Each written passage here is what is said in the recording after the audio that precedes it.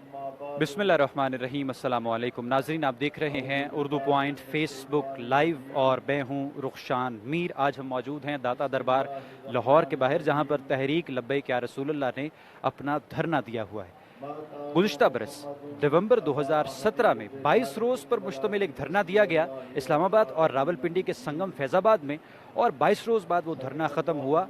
8 नुकात पर एक मुआहिदा मुश्तमिल था जो हुकूमत और तहरीक लब्बैक या रसूलुल्लाह के दरमियान तय पाया। अब तहरीक लब्बैक या रसूलुल्लाह के कायदीन का कहना है कि वो जो 8 नुकात थे उन पर अमल नहीं किया गया, उनमें से सिर्फ एक पॉइंट पर अमल हुआ। लॉ मिनिस्टर जाहिद हामिद ने इस्तीफ़ा दिया, वो मुस्ताफ़ी हुए। उसके बाद जो 7 पॉइंट्स थे उन पर कोई अमल नहीं किया गया, जिसके पेश नज़र उन्होंने लाहौर में दाता दरबार के बाहर धरना दिया है। बुध तक का वक्त है, अगर बुध तक अमल दरामद ना हुआ तो मुल्क गिर एहतजाज होगा। इस वक्त आप ज़रा कैमरे की आंख में देखिए कितने लोग यहाँ पर मौजूद हैं। दाता दरबार के बाहर यह एहतजाज जारी है।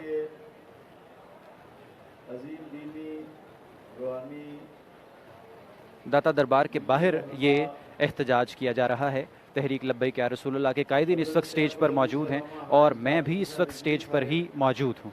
इस वक्त हज़रत पीर अफजल कादरी साहब ख़िताब कर रहे हैं जो शुरका हैं धरने के, और उनके साथ अल्लामा खादम हुसैन रिजवी साहब इस वक्त मौजूद हैं जो उनके हमरा हैं, और दीगर तहरीक लब्बैक या रसूलुल्लाह के कायदीन मौजूद हैं। पहले कुछ इनकी गुफ्तगू सुनते हैं कि आखिर इनके क्या मुतालबात हैं, उसके बाद कुछ बात करेंगे अल्लामा खादम हुसैन रिजवी साहब से। दाता दरबार में ख़त्म नबूवत धरना शुरू हो चुका है। ये ख़त्म नबूवत धरना इसलिए मुनाकिद हुआ है कि फैज़ाबाद के मकाम पर जब हुकूमत ने जुल्म किया, 8 बेगुनाह अफराद शहीद कर दिए, सैकड़ों को ज़ख्मी कर दिया, दर्जनों को अपाज कर दिया, किसी की टांग कट गई, ज़ाया हो गई, किसी का बाजू ज़ाया हो गया, और पुरअमन उलमा व मशाइख पर शेलिंग हुई। तारीख की बदतरीन 12,000 शेल फेंके गए, ताकि पिंडी इस्लामाबाद मुजाफात के ज़िला के पास गैस ख़त्म हो गई, अपना शेलिंग की गैस ख़त्म हो गई। लाठी चार्ज किया, रबड़ की गोलियां, वाटर कैनन भी इस्तेमाल हुआ, सब कुछ। उस वक्त पाक आर्मी की तरफ से chief of the army staff ने पैगाम भेजा कि वो चाहते हैं कि तहरीक लब्बैक या रसूलुल्लाह के मुतालबात हुकूमत मान ले, एक मुआहदा तय हो। चुनाचे फैज़ाबाद के पास ही एक छोटी सी मस्जिद है, वहाँ पर chief of the army staff की तरफ से जनरल फैज़ आए। हमारी शूरा ने बाज़ाब्ता इजलास करके मुज़ाकरात के ख़त खाल वाज़े किए, और उसकी रोशनी में मुआहदा तय पाया जो 6 निकाती था, जिसमें वज़ीर कानून जिसके ज़ेरे साया ख़त्म नबुव्वत में तरमीमात हुई और सवेर का लफ्ज़ औथ का लफ्ज़ ख़त्म हुआ, 7B 7C में गड़बड़ हुई, उसको फौरी तौर पर बरतरफ करने का फैसला हुआ। अल्हम्दुलिल्लाह वज़ीर कानून तो उसी वक्त ही बरतरफ कर दिया गया। इसके बाद ये हुआ कि जो शोहदा हैं या जो ज़ख्मी हुए, उनकी दाद रसी के लिए एक इंक्वायरी बोर्ड बनेगा जो मुल्ज़मान का तयन करेगा और मुल्ज़मान के खिलाफ कानूनी कार्रवाई होगी। अभी तक कुछ नहीं हुआ। हुकूमत ने भी कोई किरदार नहीं अदा किया, गारंटर ने भी अभी तक कोई किरदार नहीं अदा किया, दोनों ने। नंबर 3 राजा जफरुल्लाह की जो रिपोर्ट है वो शाये की जाएगी, अभी तक शाये नहीं हुई। नुकसानात की बात थी, ये जो नुकसानात हुए वफाकी और सूबाई हुकूमत के वो जिम्मे होंगे। तहरीक लब्बैक या रसूल अल्लाह पर कोई इल्ज़ाम नहीं होगा, क्योंकि तहरीक लब्बैक या रसूल अल्लाह तो पुरअमन जमात है। और पंजाब हुकूमत के साथ हमारा 11 निकाती एक मुआहदा था, जो हमने कैबिनेट इजलास में 6 नवंबर को तय किया था। उन मुज़ाकरात में मैं खुद भी शामिल था। हमारे मुज़ाकरात होते हैं, कुछ लोग कहते हैं डील हो गई, डील नहीं होती, हमारे मुज़ाकरात होते हैं, याद रखें। और मुज़ाकरात जो हैं वो हुजूर नबी करीम की सुन्नत हैं। आपने यहूदियों से भी मुज़ाकरात किए, आपने मुशरिकीन मक्का से भी मुज़ाकरात किए। जब मिसाक मदीना का मुआहदा तय हुआ तो यहूदियों से मुज़ाकरात किए। जब सुलह हुदैबिया हुआ तो मुशरिकीन के वफूद से हुजूर ने मुज़ाकरात किए। ये मुज़ाकरात जो हैं ये मसनून है, ये कोई ऐब वाली बात नहीं है। और हम मुज़ाकरात के हामी हैं, हम पुरअमन हैं। हम चाहते हैं कि हर मामला जो है वो पुरअमन तरीके से हल हो, हमारी तरफ से कोई तशद्दुद ना हो, हमारी तरफ से कोई तोड़ फोड़ ना हो, हमारी तरफ से कोई सरकारी और पब्लिक का कोई नुकसान ना हो। उसमें यह था कि चारों तरफ लाउड स्पीकर पर अजान का कानून बनाया जाएगा, पहले वाला कानून ख़त्म किया जाएगा, इम्तनाए कादियानियत आर्डिनेंस फाल किया जाएगा, आसिया मलूना और दीगर गुस्ताखान रसूल को सजा दी जाएगी। 295C के जितने भी पर्चे हैं, मुकदमात हैं, उनको एक्टिव फाल किया जाएगा। निसाबियात में सीरत नबी शामिल होगी, सीरत खुलफाए राशिदीन शामिल होगी, सीरत सूफिया इस्लाम शामिल होगी, और बहादुर और आदिल सलातीन इस्लाम जैसे सुल्तान सलाउद्दीन अय्यूबी और दीगर इसी किस्म के जो आदिल हुक्मरान हुए हैं और आशिकान रसूल हुए हैं और नामूस रिसालत के मुहाफ़िज़ हुए हैं, उनकी सीरतें भी शामिल होंगी। मुकदमात यहाँ पर पंजाब में भी ख़त्म होंगे, जो नामूस रिसालत के हुए या ख़त्म नबूवत के। उधर इस्लामाबाद में भी याद रखें, हुकूमत ने अच्छा नहीं किया, ना कोर्ट्स ने अच्छा किया है, ना हमारे मीडिया ने कोई मिल्लत की मुल्क की खिदमत की है। ऐसे दरवेशों पर झूठे इल्ज़ामात लगा के, गलत तशहीर करके, हमारे ऊपर तो आज तक कोई इल्ज़ाम ही नहीं है लड़ाई झगड़े का। हमने तो आज तक कोई जुर्म किए ही नहीं, कोई क्रिमिनल केस नहीं है। हमारे ऊपर जितने केस हैं अल्लाह के फजल करम से या निज़ाम मुस्तफ़ा पर हैं, या ख़त्म नबूवत पर हैं, या नमूस रिसालत पर हैं। ख़त्म नबूवत पर केस हुए, वो कोर्ट में भेज के वारंट गिरफ्तारी जारी कराए गए, लेकिन जो 8 शहीद हुए उनके लिए कोई मुकदमा ना बना, कोई एक बंदा गिरफ्तार नहीं अभी तक हुआ। इससे आप अंदाज़ा लगा लें कि ये निज़ाम कितना उल्टा चल रहा है और इसमें कितना जुल्म है, एलानिया जुल्म, और किस कदर जंगल का कानून है। लिहाजा ये जो धरना शुरू किया गया है, ये एक अलामती धरना है। अभी पूरे मुल्क में ऐलान नहीं हुआ। अभी बहुत से लोग पूछ रहे हैं आए कि ना आए। एक अलामती धरना है।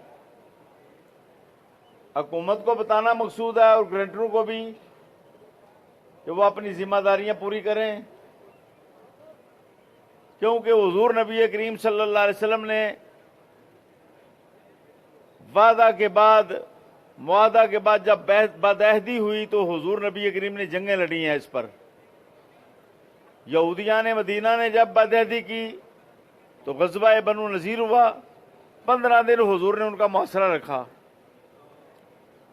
جب بنو قریظہ نے بدعہدی کی تو حضور نے 1 مہینہ ان کا محاصرہ رکھا. 600 اور 700 کے درمیان افراد قتل ہوئے یہودیوں کے. پھر غزوہ خیبر بھی اسی سلسلے میں ہوا.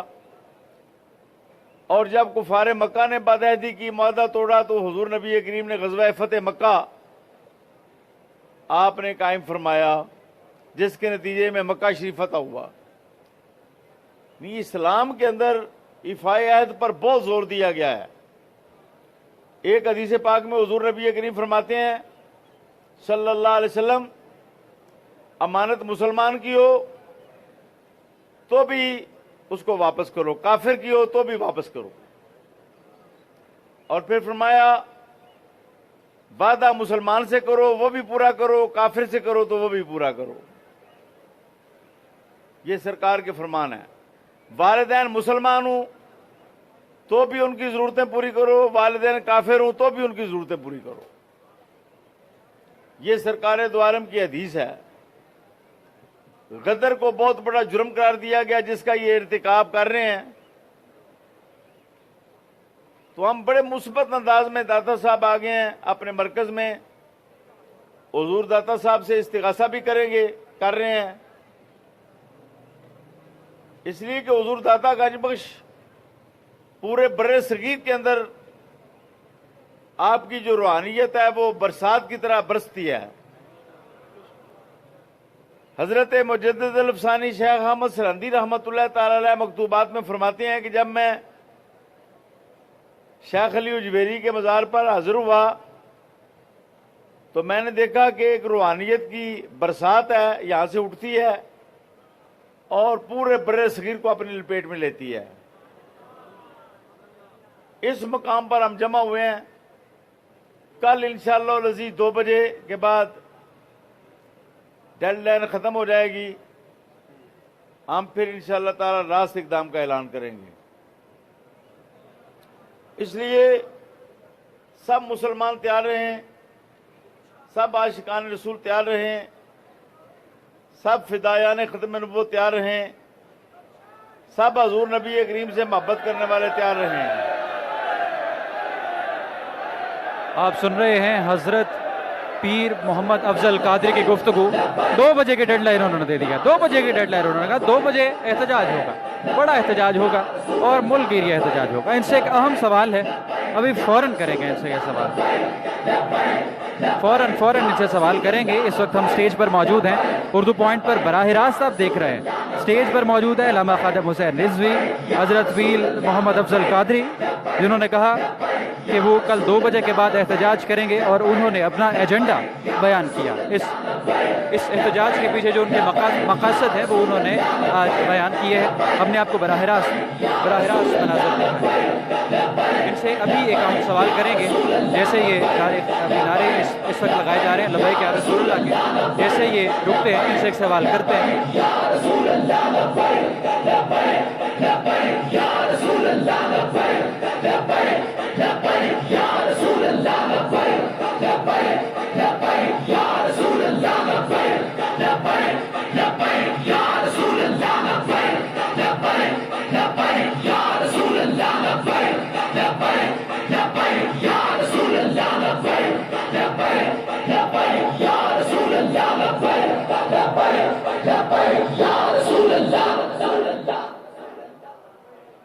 یہ ختم نبوت کی جنگ ہے.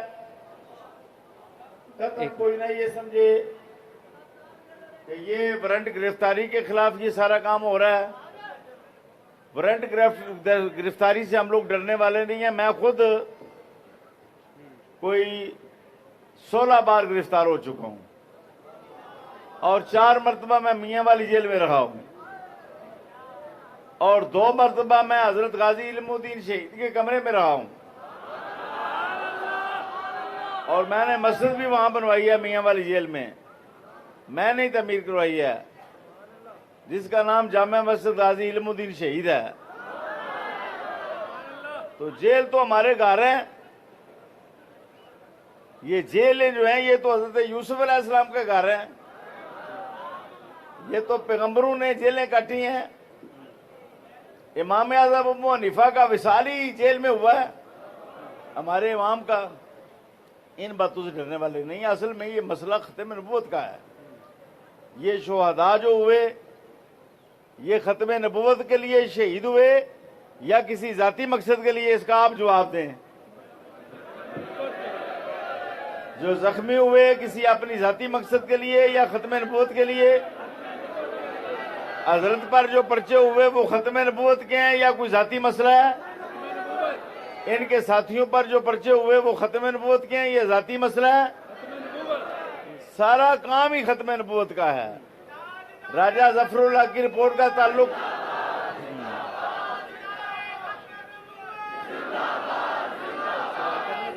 ڈاکٹر عبدالسلام کی جو کرسی ہے وہ اٹھانا بھی ضروری ہے. یہ گورنمنٹ کالج جو اب یونیورسٹی کا جس کو درجہ دے دیا گیا اس میں بھی ایک حال عبدالسلام کے نام پر مجھے ابھی لوگوں نے بتایا. ہمارے اسٹوڈنٹ بھی بہت کمزور ہیں. کہہ رہی تھی ٹیچر میں منع کرتے ہیں. میں نے کہا ٹیچر جو ہے ان کو کہو ہم ٹیچروں کے لیے اللہ اور اس کا رسول نہیں چھوڑ سکتے. ٹیچروں کے لیے ہم ختم نبوت سے نہیں دستبردار ہو سکتے. اگر یہ ٹیچر منظم ہو جائیں اللہ اور اس کے رسول کی. اس وقت اردو پوائنٹ فیس بک پیج پر آپ براہ راست دیکھ رہے ہیں ہمارا فیس بک لائیو. ہم سٹیج پر موجود ہیں داتا دربار کے باہر جو تحریک لبیک یا رسول اللہ کی جانب سے دھرنا دیا گیا ہے. 2 بجے کی ڈیڈ لائن دی ہے حضرت پیر محمد افضل قادری صاحب نے کہ کل 2 بجے تک ہمارے مطالبات نہ تسلیم کیے گئے تو ملک بھر میں یہ احتجاج ہوگا. بہت اہم سوالات ہیں جو ان سے کرنے ہیں. اب یہ خطاب کر رہے ہیں. جیسے ان کا خطاب ختم ہوتا ہے وہ ہم اہم سوال جو ہیں ان کے سامنے رکھیں گے اور جواب اردو پوائنٹ کے ناظرین کو دیں گے. آپ ہمارے ساتھ رہیے. اردو پوائنٹ کے فیس بک لائیو پہ اسٹیج پر ہی ہم موجود ہیں جہاں پر علامہ خادم حسین رضوی حضرت پیر محمد افضل قادری صاحب موجود ہیں. عدالت کی طرف سے بھی حکم نامہ اہم جاری کیا گیا ہے دونوں سے متعلق. اینٹی ٹیررزم کورٹ کے حوالے سے بھی وہ اہم جو سوال ہیں ان کا جواب انہی سے لیں گے. ابھی ذرا آپ ان کا خطاب سنیں. رسول کا بھی دشمن ہے قادیانی ہونے کی وجہ سے عبدالسلام. بڑے دکھ کی بات ہے کہ ایک ملک اسلام کے نام پر حاصل ہوا اور اس کے نام میں اسلامی کا لفظ ہے اسلامی جمہوریہ پاکستان. اس ملک کے اندر جہاں پر مسلمان پڑھتے ہیں اداروں میں وہاں پر قادیانیوں کی کرسیاں ان کے نام پر حال ان کے نام پر شعبہ جات قائم کیے جا رہے ہیں. یہ نہیں ہوگا. اب آپ منظم ہوں.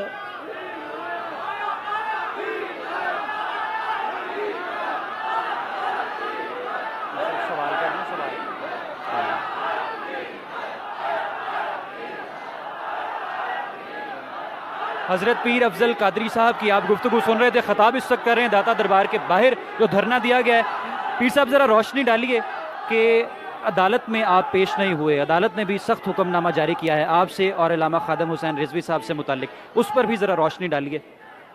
کورٹ کی بات بعد میں ہوگی. پہلے بات جو ہے وہ معاہدہ کیا ہے کہ حکومت معاہدہ پورا کرے. گرنٹر وعدہ پورا کرائیں تو پھر کورٹ میں کیس رہتے ہی نہیں ہیں. انہوں نے کیسوں کو وڈرا کرنا ہے اور یہ قانون ہے. وزارت داخلہ کوئی بھی حکومت کا کیس ہو تو اس کا اخراج کر سکتی ہے جس کو انگلش میں وڈرا کہتے ہیں اور وڈرال بھی کہتے ہیں. وزارت داخلہ جو ہے قانونی طور پر وڈرال کر سکتی ہے اور اسی بات پر معاہدہ ہے کہ 3 دن کے اندر اندر یہ سارے کیس وڈرال ہو جائیں گے. تو جب حکومت اپنا معاہدہ پورا کرے گی تو پھر کیس رہیں گے ہی نہیں کورٹوں میں. تو یہ بنیادی طور پر معاہدہ پورا کرانے کی بات ہے. اور جو ISI کی رپورٹ ہے آپ سے متعلق وہ تسلی بخش ہے آپ کی نظر؟ غلط ہے. ہمارے قائد محترم جو ہیں یہ ہزاروں لوگوں کے پیر و مرشد بھی ہیں روحانی طور پر. کراچی کے اندر ان کے بڑے مرید ہیں. ان کو لوگ نذرانے دیتے ہیں. جیسے حضور غوث پاک کے پاس نذرانے آتے تھے آپ لنگر پکاتے تھے ہزاروں لوگ روزانہ کھاتے تھے. اس طرح جتنے بھی صوفیاء اسلام ہوئے ہیں ان کے کون سی فیکٹریاں ہوتی تھیں؟ حضرت داتا صاحب کی کون سی ہوتی تھی؟ حضرت داتا صاحب کے پاس نذرانے آتے تو آپ لنگر پکاتے. مسلمان بھی